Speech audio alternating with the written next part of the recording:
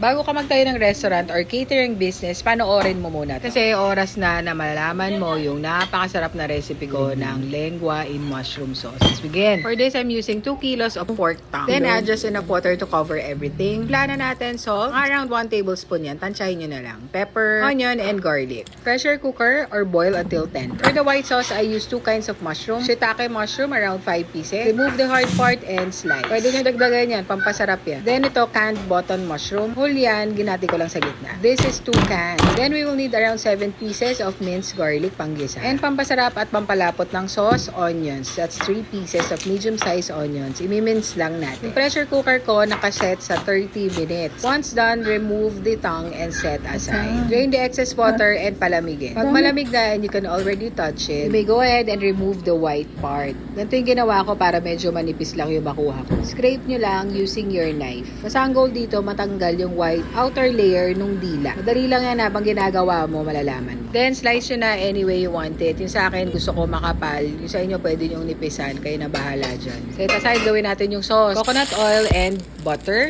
Then, comes the garlic. Saute until brown, then add onions. Sama nyo na rin yung shiitake mushroom. Season with salt and pepper. Saute, then add your button mushroom. Saute lang for a few minutes, then maglagay na kayo ng 1 tablespoon of flour. Lutuin nyo muna yung flour, then add pork broth. Haluin and add another cup. Then, add 1 cup of evaporated milk. Haluin. Let it simmer for a bit, then add 1 cup of all-purpose cream. Add 2 tablespoons of liquid seasoning. You may add salt. Then, lagay nyo na yung sliced pork tongue. By this time, you may cover and let it simmer for a few minutes. Pasarapin na natin. Add 1 pork cube. Then, add 1 can of corn kernels. Let it simmer and that's it. Nakagawa ka na ng napakasarap na lengua.